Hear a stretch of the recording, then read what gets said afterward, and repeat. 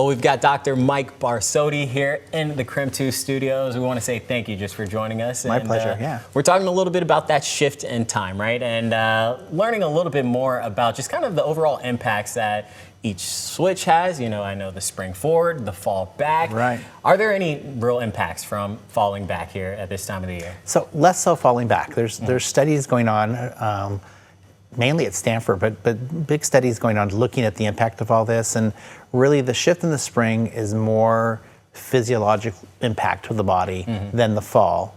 In the fall, we go back to what's called standard time, which really works to our advantage. Our body has a circadian rhythm that really works at our sleep-wake cycles, and what controls that the most is daylight, is light.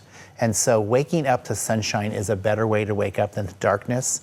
And then going to sleep after about 2 hours of darkness, your body then winds down and it goes to sleep easier. And that's what standard time is. That's what we're going into now.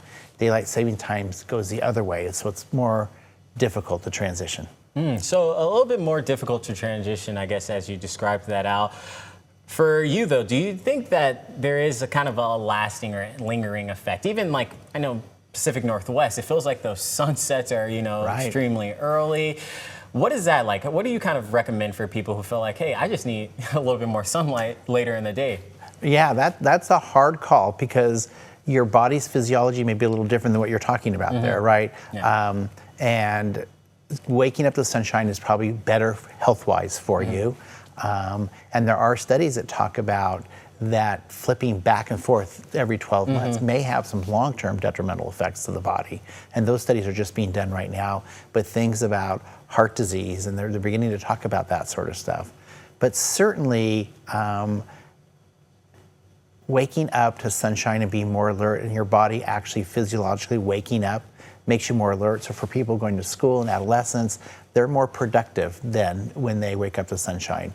Probably same is true for adults going to work. Yeah, so hey, that's good information right there alone, you know, because I guess we often think about how, it's annoying to have to change the clock, you know, go back and forth. And I know they even talk about that as a overall like story, right? Where do you get rid of the switch or, you know, just kind of eliminate it in total? But it does make sense, I guess, and a lot of it aligns with like, you know, what you're saying, these studies where you feel like you wake up earlier and you might have a little bit of sunlight, and that way you get out and have a good day. So the common thought is really, as we transition to standard time now, is maybe allow your body some time to transition. One, because you're going to be getting up later and going to sleep later, maybe you start shifting over the next 3 or 4 days your week, when you go to bed and when you get up, by 15 minutes every day, and gradually transition to it. Get up in the morning. When you get up in the morning, get outside and get some natural daylight, sunshine in the morning. That will help your body switch over better as well. All right, Dr. Mike, thank you so much. My pleasure. Thanks for having me. From Providence, and we'll toss it back.